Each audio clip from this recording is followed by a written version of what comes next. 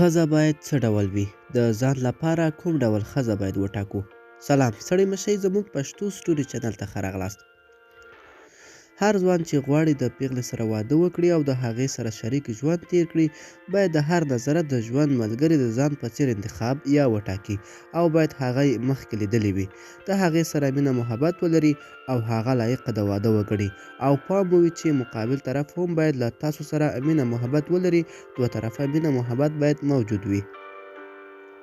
دا خبره پر ځای ده چې ښځه باید ښایسته او مینه ناکه وي، خو نر پرته د ښځې د ښایست باید د نجلۍ کورنۍ پاکلمنۍ اخلاق او د کور د کارونو کړل چې ښځه یې باید په ډېره خوښۍ خوشحالۍ سره وکړي هم په نظر کې ونیسي.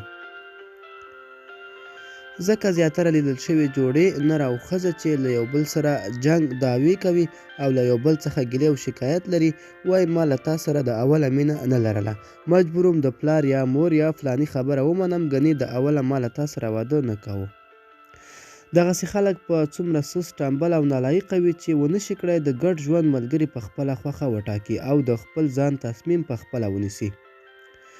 کوشش وکړئ د آینده ژوند ملګري په خپله خوښه وټاکئ، که یې ښځه هم د فرښتې په شان درته تعریف کوله خو ستاسې له نظره ښه نه وه، د هر نظره هیڅ وخت د هغې فرښتې سره واده مه کوئ، ځکه ښه آینده به ونه لرئ.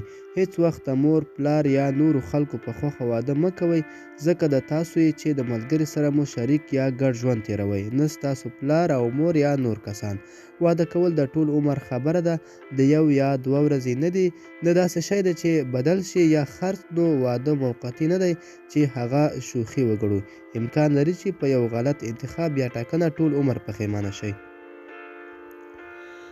ملګرو، دا به زموږ چمتو شوي ویډیو، خدای دې وکړي د ویډیو نه مو څه مطلب اخیستی وي. د لا ښکلو ویډیوګانو لپاره زموږ پښتو سټوري چینل سره اوسئ. تر بلې ویډیو ښې چارې.